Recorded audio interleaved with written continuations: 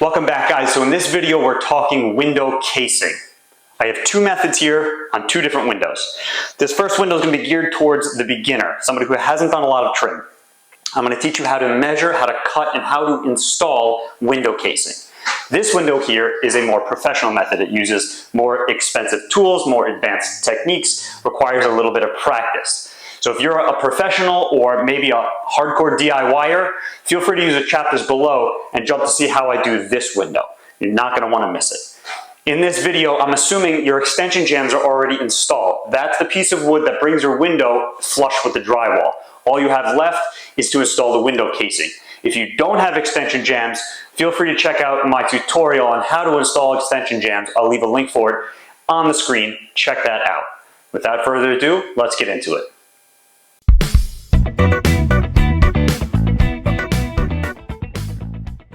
Alright guys, so let's start at the beginning with what tools and materials you're going to need for a project like this. First of all, you're going to need some kind of casing for around the window. This is 3.5 inch beaded casing. You're going to need some kind of nail gun. This is an 18 volt Milwaukee. You don't need to use this one. You can use a pneumatic one with a compressor or just finish nails. You're going to need some kind of reveal block. I like this adjustable square from Craig. You can use one of these types of adjustable squares and they just allow you to set a consistent reveal for around the window.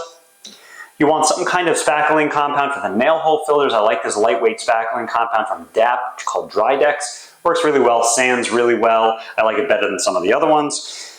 Then this miter gauge from Starrett. This is going to help you to determine what the angles you have for the corners, and you need some kind of wood glue. This is Tight Bond Quick and Thick. It's my favorite interior wood glue to use for trim work. So let's get to measuring.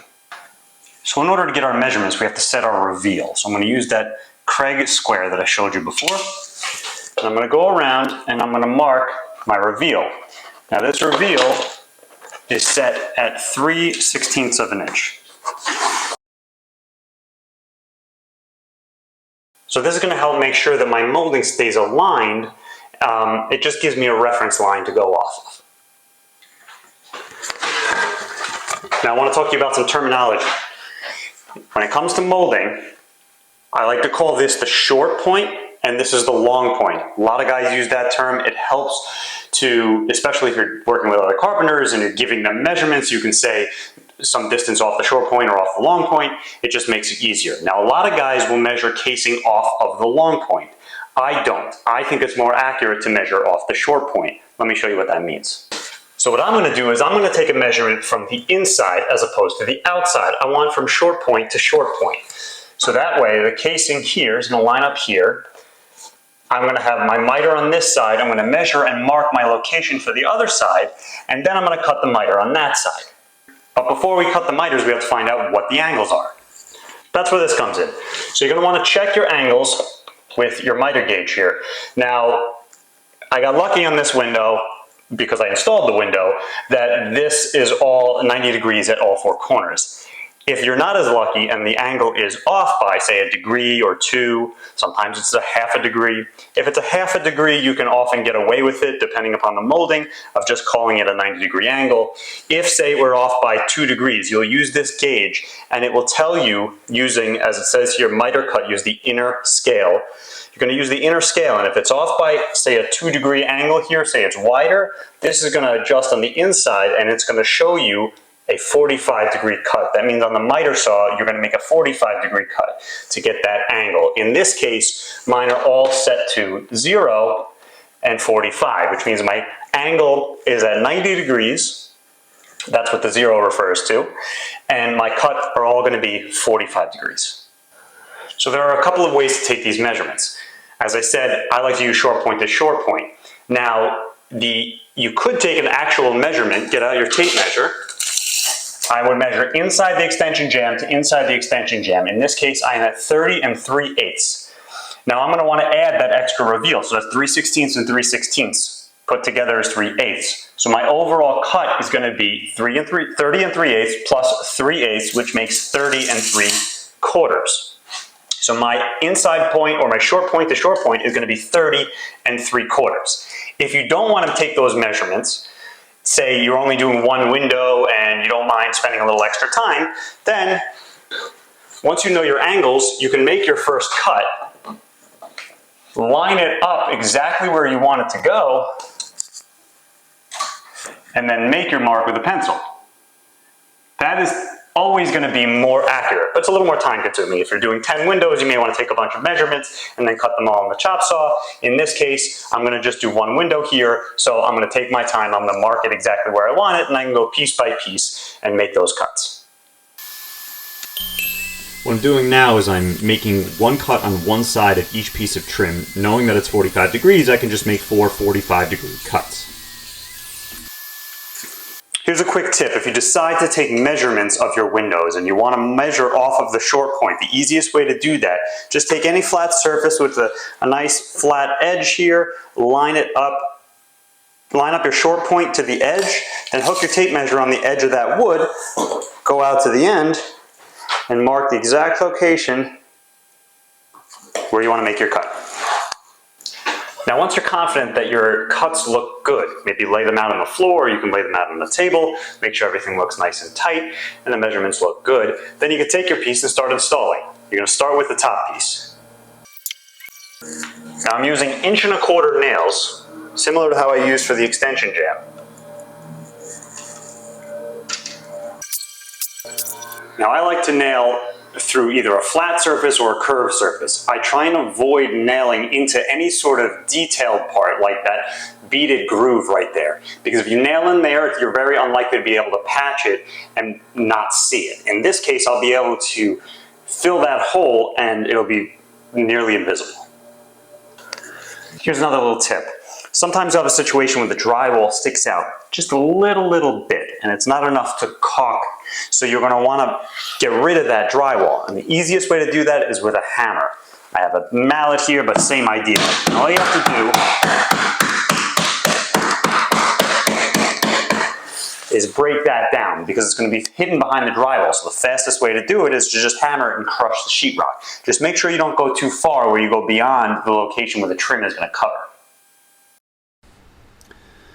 Now it's time to install the rest of the casing. I'm using 1¼ nails to nail directly into the extension jamb only at this point, as well as one nail in each of the corners to tighten up the joint.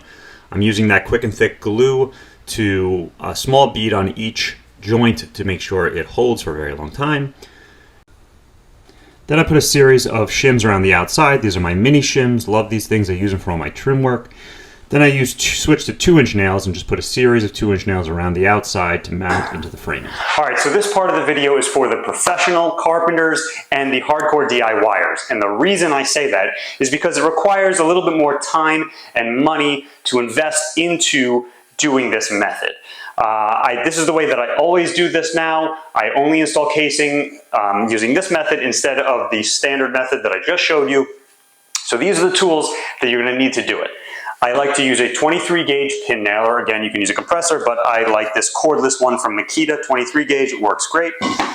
For glue, you're no longer going to use wood glue. I use the PUR or pure glue from Infinity Bond. You guys may have seen this already on YouTube. It's all over the place. This stuff is absolutely a game changer. I'll leave a link in the description for it, for all of these things. It's just amazing because it allows you to pre-assemble an entire door or window.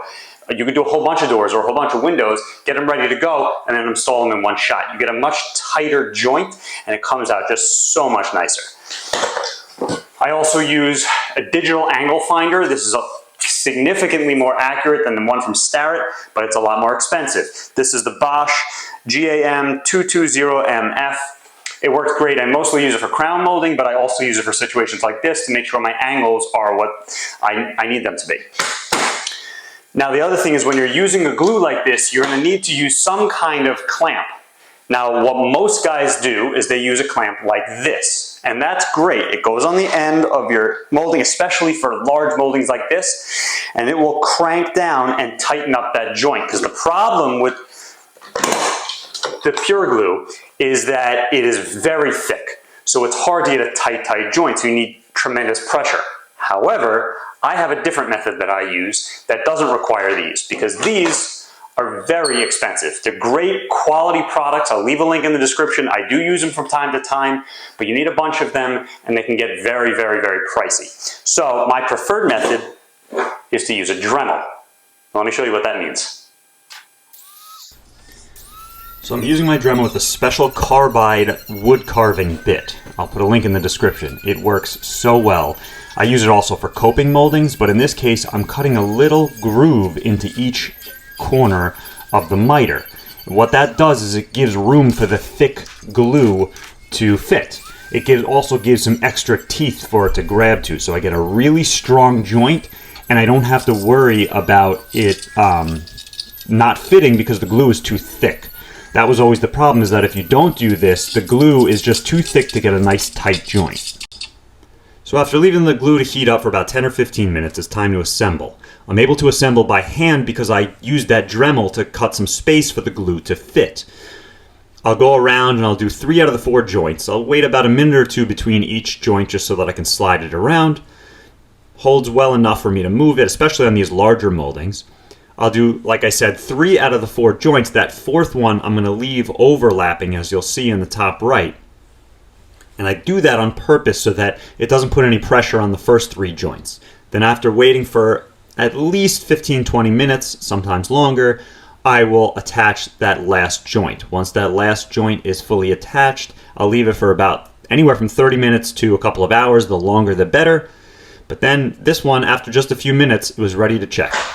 Now my next secret weapon for installing trim is this, the Heavy Duty Power Grab by Loctite. This stuff allows me to significantly reduce the number of nails or screws or whatever I'm working with compared to if I didn't have this glue. Now, again, it's a little bit extra expense, it takes a little bit more time, but for me, it's about quality, not speed or money. So I want to have the best quality finish I can, especially if you're going to be spraying your moldings, because you want as few nails as possible. So my suggestion is pick up some of this stuff, it's not that expensive, and try applying it like this. You'll see I put small beads all around the outside of the extension jamb, and then a couple of large globs of glue to bond to the outside of the trim. Then I just used some 23 gauge pin nails to attach to the extension jamb. I add a series of those mini shims to the outside, and then I just add 4 2-inch nail to 18 gauge nails to hold it all in place. And those are the only nail holes that I'm going to have to fill, which gives me a much nicer overall finish. Guys, thanks for sticking it out to the end of this video. If you got something out of this, please hit that thumbs up button. Maybe consider subscribing. If you have any questions or comments, leave them down below, and hopefully I'll see you guys in the next one.